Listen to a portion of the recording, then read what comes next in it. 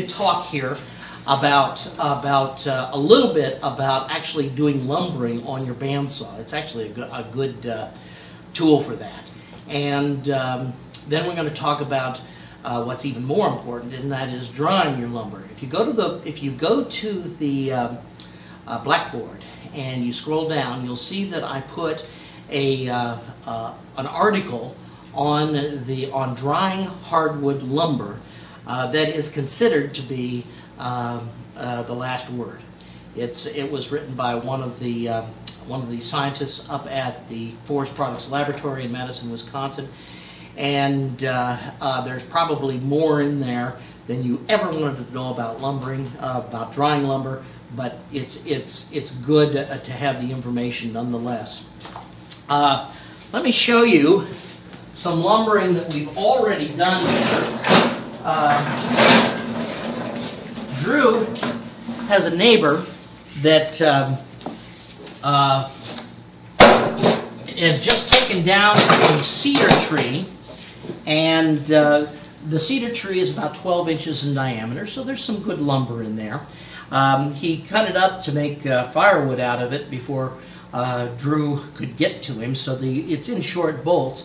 But nonetheless, these are 24 inches long, and those are going to make nice pieces. What we thought we'd do here, Drew wants to build a cedar chest, and we thought that we'd lap joint these and put them as panels in the sides of the cedar chest. They'll look just perfect for that. In fact, they're a little long for it. But we've done what is called live sawing. Live sawing, you go through the piece. Now he tried to follow the grain, so he got all these pieces, as many as possible, quarter sawn, and did a pretty good job of that too. But live sawing enables you to put the tree back together so that you can take two pieces, like the two pieces I have right here, and take them apart and book match them. That's going to be gorgeous, isn't it? There'll be good book matches like this going down all the panels on the sides, the front, and the back of that cedar chest. And in fact, it will be accordion matched, because we'll put these two, and then right next to it, the next two in the this cedar. It has so much sap it glues itself back together after you cut it. Seriously, it does. I'm actually having to pry these pieces apart. They've been cut all the way through, but because it's so resinous, it sticks. We'll show you in a little bit how not to keep this from happening. But here's the next two that would be book matched, and this is called an accordion match. You're actually opening up the piece of wood like an accordion and matching all the pieces as they go. So we'll come back to this in a little bit, but let me show you how we got to this point. I have here, first of all, 12 inches obviously is too large for our bandsaw.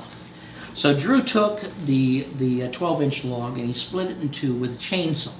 Now, when you're doing this, you're actually ripping with a chainsaw, and you can buy special bars and chains for ripping, like your ripping blades.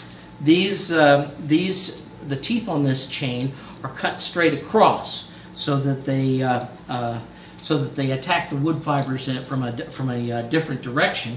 Just like the teeth on a ripping saw are flat ground; they're cut straight across also. So if you're going to do a lot of this, you may want to invest in one of those for your chainsaw. He split the log and did a pretty good job of it. I've mounted this on what I'm calling a sacrificial carriage. Two screws, one here, one there. And I did that because I need a straight edge to make the first cut. If he hadn't done such a good job of splitting this, I would have had to put some wedges under one side or the other to keep this from tilting. But let's get set up here. We're going to cut this into 3/4 of an inch wide boards. Now, the first thing that I need to do here is find before I even do this, I need to find my drift. When a bandsaw blade cuts, the teeth on the bandsaw blade are set, just like an old handsaw blade. They're set right and left, right and left, right and left.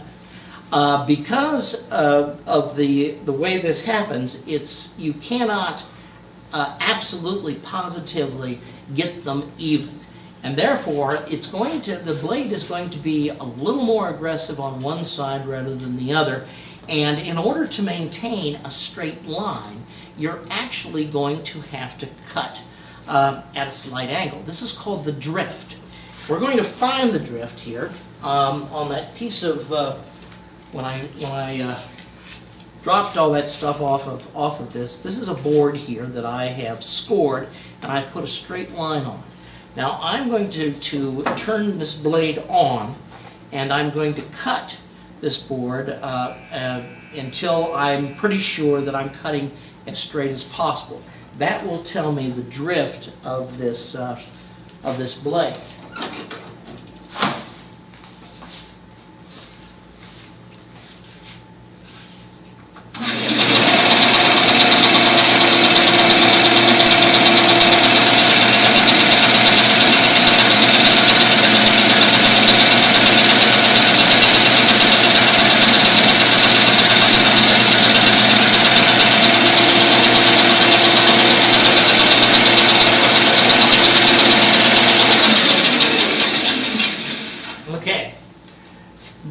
The board is at a slight angle. I'd say it's probably 2 to 3 degrees off parallel, judging by the angle of the board to the grooves that are milled into the table. I've already set this fence. Well, actually, it could be reset. It's a simple thing to do, really. There are 2 bolts on the fence that on the back here that I'm simply going to loosen and set that to the same angle that this board is at. There we go. And then tighten them back up again. This is standard procedure for any resawing that you might want to do. And that's what you're doing when you're making lumber. You're actually just resawing. So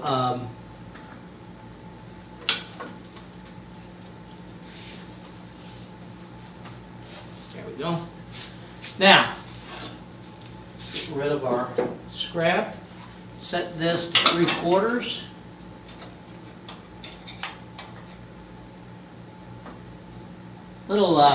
Little story here. When you go to the lumber yards, you buy wood in quarters, as you're well aware.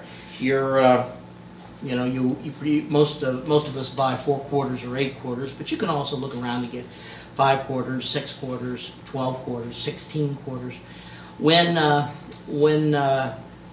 sawyers who worked with the old big buzz saws were working, the carriages could be moved over by certain notches on the lever, and the notches were exactly 1/4 of an inch apart, and they were numbered 1 through 16.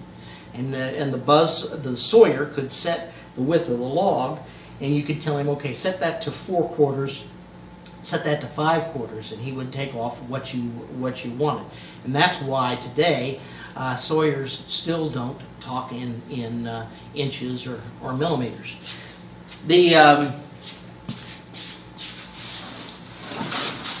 As I said, I need a straight edge here to guide this piece. let me check and make sure I know where the screws are. The screws are on this side. So I can make quite a bit of cuts before I have to worry about taking the screws out. I'm going to pull this piece out here, and this will give me a little bit more outboard support while I'm making this cut. As you can see, I've taken our extension tables and I've got additional support inboard and outboard for these cuts as they go. So.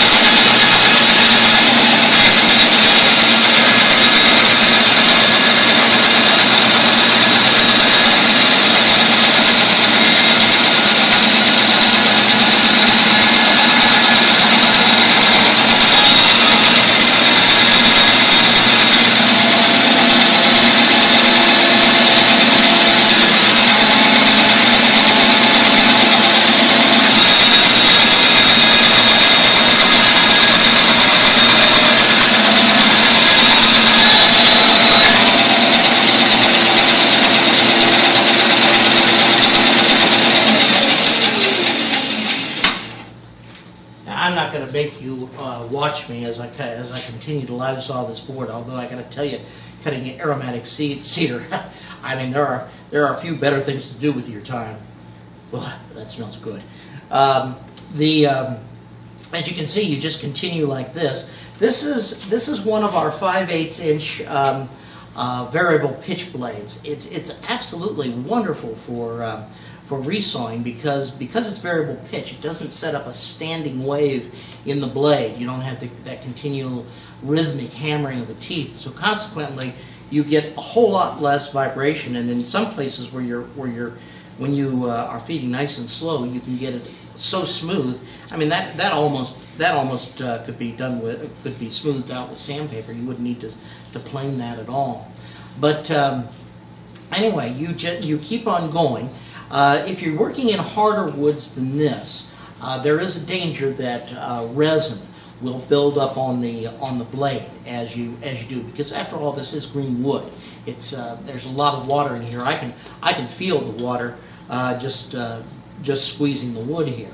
So if the resin builds up on the blade, you can easily remove that with a little bit of oven cleaner. Just spray it, let it sit for a couple minutes, wipe it off. You want to take it off the bandsaw as you do that, but it will get rid of the resin and the blade will cut better. Now, let's go to the hardest part about this, which is once you get this cut, you need to dry it.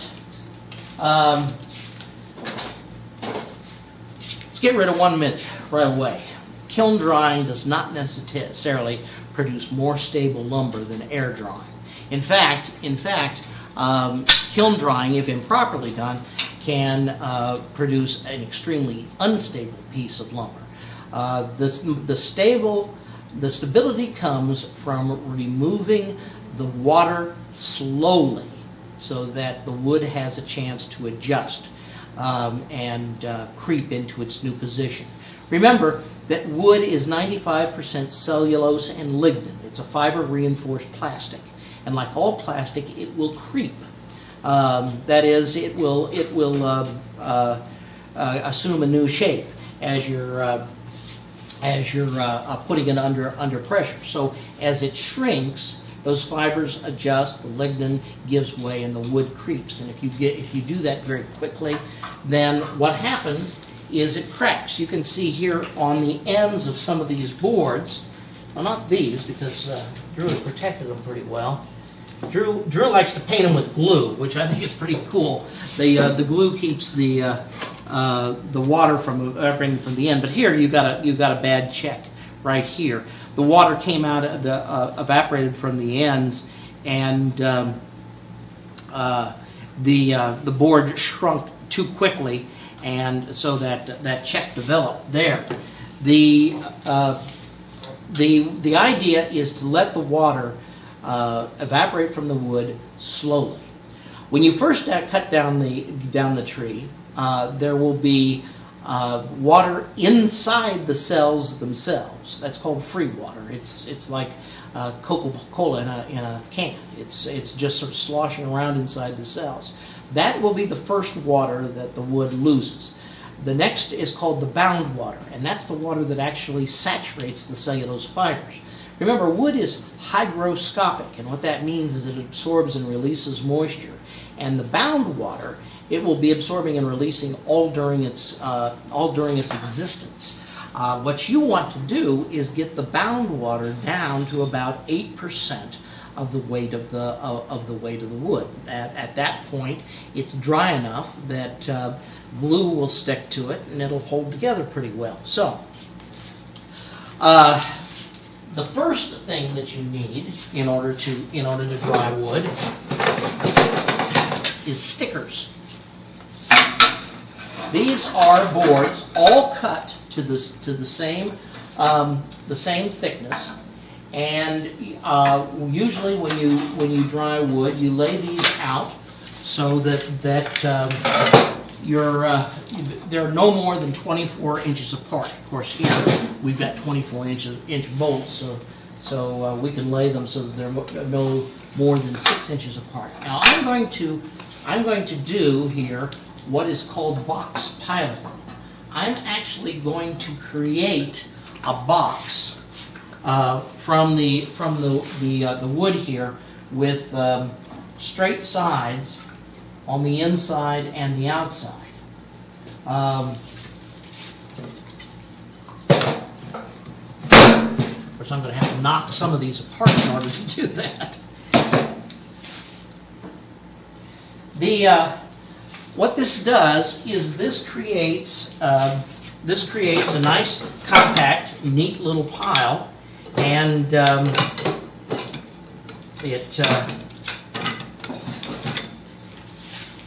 without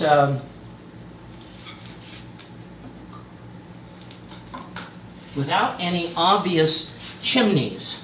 By chimneys, I'm talking about areas where there may be a straight shot and the air can rise up and move quickly through the pile. I want to prevent those. In fact, I'm going to swap these two pieces right here just to get rid of a chimney I saw developing there. Notice too that I'm putting these stickers directly over each other as I'm stacking this wood. I want those stickers to line up. Now, Drew has also numbered these pieces so we can put this back together in the exact same order after we're done. That's important if we're going to be doing any book matching. But for right now, I am disregarding his numbers in order to get a box pile. There we go.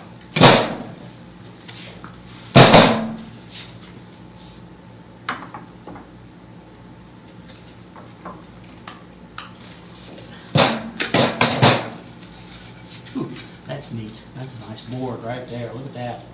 Cool, huh? Okay. This is a small pile, but you begin to see how it works.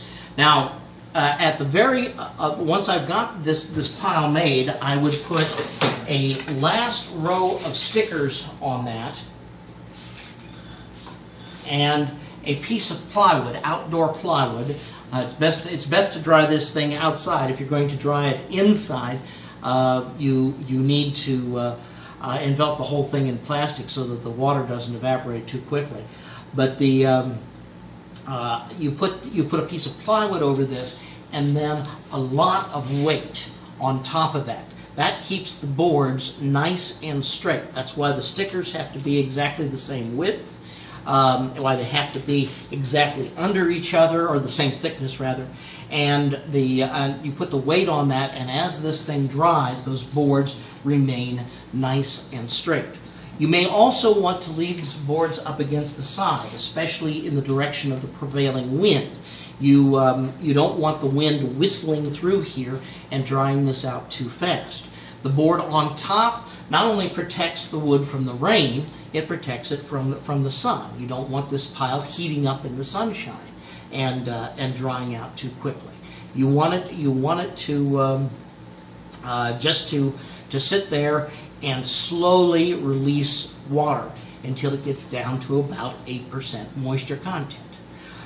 Incidentally, for the weights on top, there's a type of cement block. I'm sure you've seen it, which is solid. It doesn't have those little holes in it. You have to look around to find them. Usually you have to go to a cement block factory. They make a limited number of them. But there's a lot of weight in those. Now we have, here at Shopsmith, we have a lot of scrap iron that we use. And so I can pile 200 or 300 pounds on top of this, no problem. But at home, I use those solid cement blocks. They work very well for this. Okay, last thing. How do you know when you've gotten down to 8% moisture content? Okay, for that you need a board. You need to choose a board somewhere in this stack that will be your monitor board. Okay. Normally, I choose a board that is either on a side in the middle of the stack and is close to where I can get it out easily. It's only if this stack, say, were much longer, I would make sure that the board only traverses maybe 2 stickers, and then I can sneak that out of the stack without disrupting the entire stack. Sometimes in the box piling, you just leave a void for it and then sit it in there so you can get it in and out very quickly. The closer to the center of the stack, the better it is. But anyway, let's say that this board right here will be our monitor board. Okay. You take this board and you cut an inch off one end and an inch off the other, and then you re-seal the edges. Remember, those edges have to be sealed in order to prevent it from losing moisture too quickly. You re-seal the edges, and then you weigh this board. We'll call that the original weight. Yeah, in order to follow me, you may want to go to the blackboard and look at the formulas that I put up. That's the original weight. Then you weigh each of the end sections. You take the end sections, and you remember you've recorded the original weight of the board, the original weight of each end section. You take the end sections and you put them in a slow oven, about somewhere between 200 and 250. Just barely on warm, and let that sit for a day, at least 18 hours. At that point, those boards, those end sections, will have zero moisture content. They will have none at all. Weigh those boards, okay? Then take the original weight, subtract the dry weight, okay? And you'll get, and the remainder, divide that by the original weight. That's your moisture content. All right. Now you can then calculate from that. You do that for both of the end sections, and then you average them together, and that'll give you a good understanding of what it is the moisture content of this board right here. So you take the go down to the next formula now, okay? You multiply the moisture content times the